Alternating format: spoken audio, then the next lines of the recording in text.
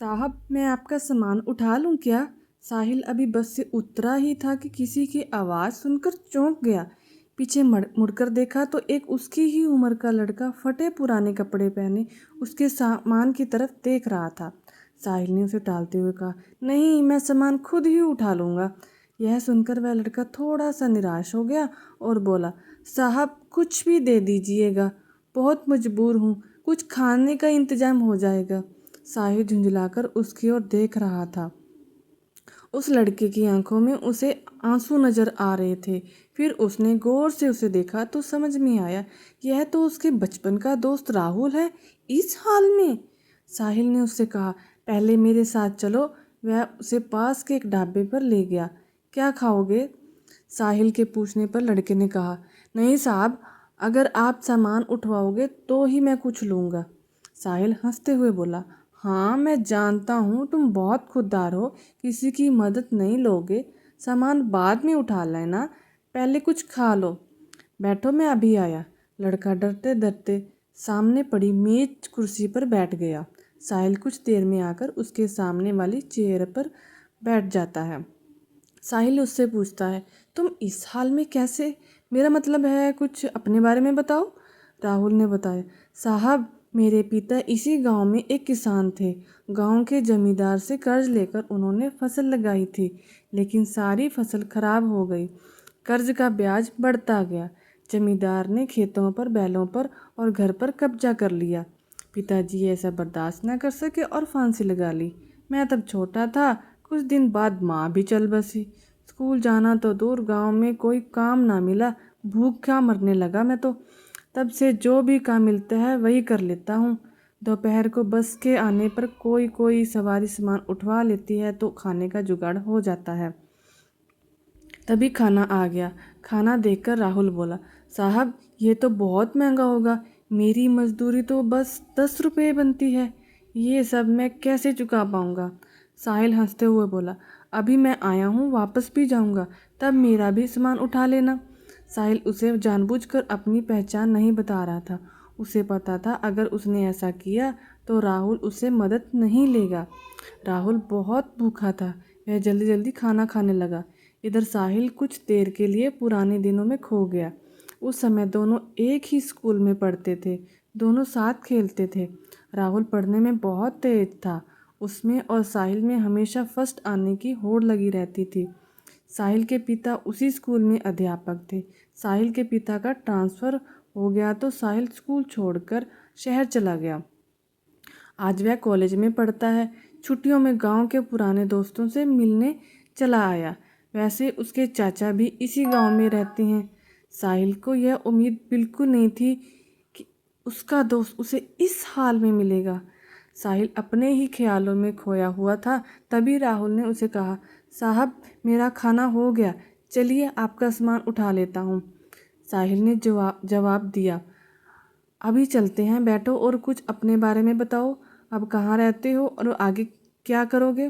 राहुल ने जवाब दिया, साहब क्या करोगे मेरे बारे में जानकर? मेरे जैसे लोग ऐसे ही सड़क पर मजदूरी करते रहते हैं और एक दिन ऐसे ही मर जाते हैं। एक समय था हमारे पास भी सब कुछ था। वो जो सामने आप स्कूल देख रहे हैं ना, मैं वहाँ पढ़ा करता था। साहिल बोला, अब पढ़ने का मन नहीं करता? राहुल बोला, साहब माता पिता का साया क्या होता है ये उनके जाने के बाद पता लगता है। मेरे पिता मुझे सरकारी अफसर बनाना चाहते थे। साहिल उसकी बातें गौर से सुन रहा था। राहुल को एक पल के लिए भी यह एहसास नहीं हुआ कि यह तो उसका बिछड़ा हुआ दोस्त है, क्योंकि साहिल के नए नक्श से लेकर उसका पहनावा सब बदल चुका था। राहुल ने पूछा, साहब आप यहाँ किसके घर आए हैं?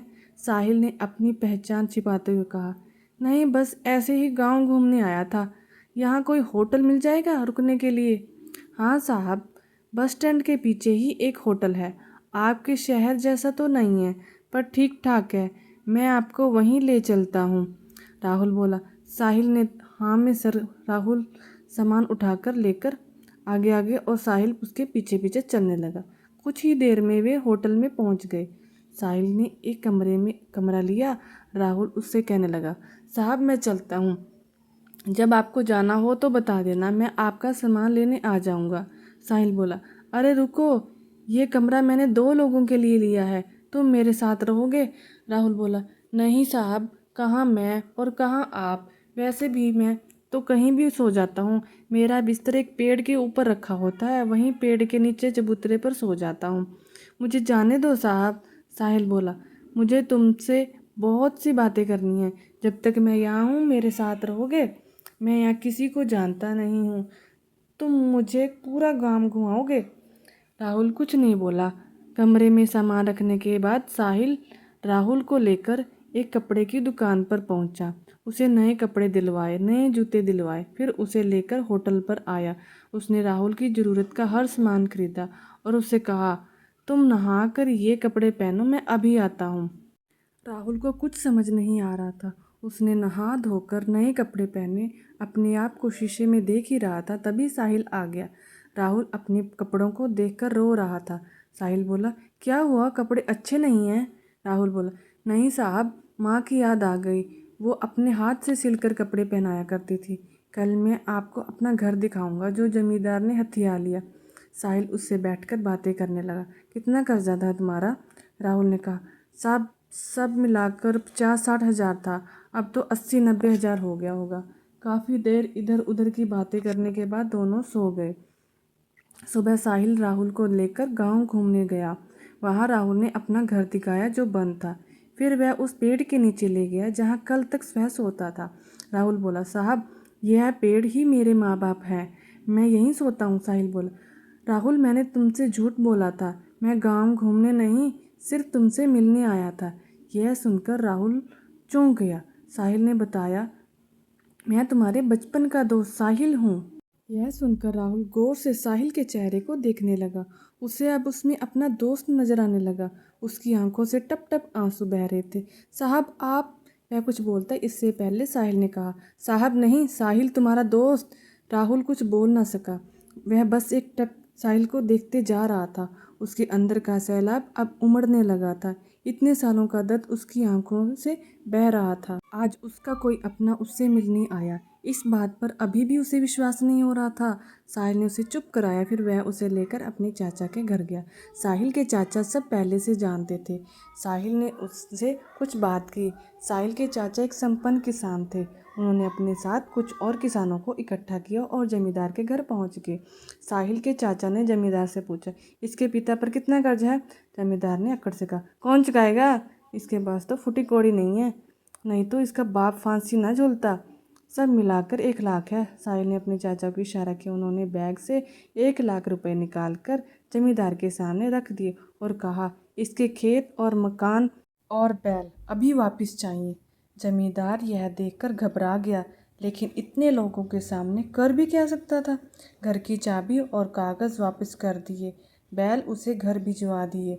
वहाँ से निकल साहिल बोला, चाचा जी मैं शहर पहुँचते ही आपके पैसे लौटा दूंगा। चाचा जी ने कहा, कोई बात नहीं बेटा, तुम बहुत नेक काम कर रहे हो। फिर उन्होंने और किसानों के सामने राहुल से बोला, बेटा तुम्हें तुम्हारा सब कुछ वापस मिल गया, अब अपने खेतों पर खेती करो, हम सारे किसान तुम्हारा साथ देंगे।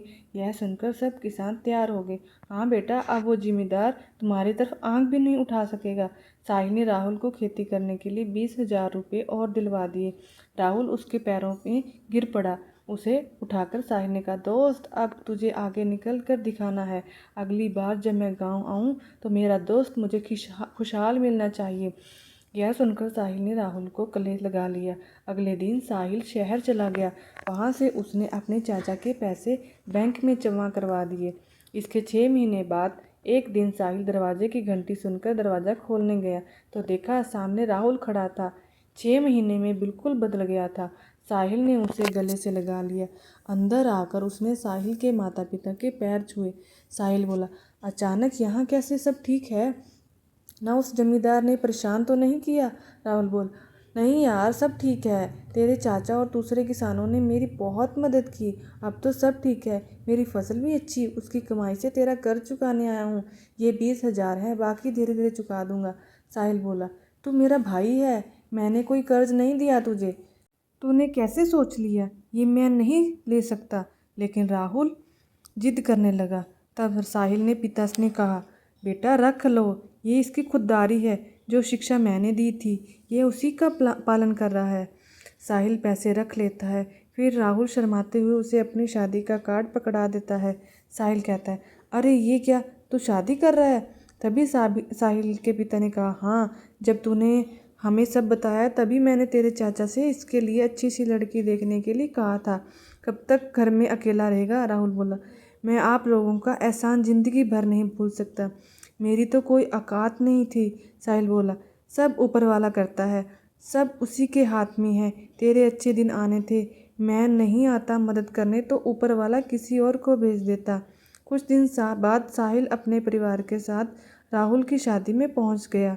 उन्हें देखकर राहुल बहुत खुश हुआ। उनके साथ पूरा गांव दोनों की दोस्ती की मिसाल देने लगा। तो दोस्तों, आपको मेरी स्टोरी कैसी लगी प्लीज़ कमेंट करके बताइएगा। Please like and subscribe my channel. Thank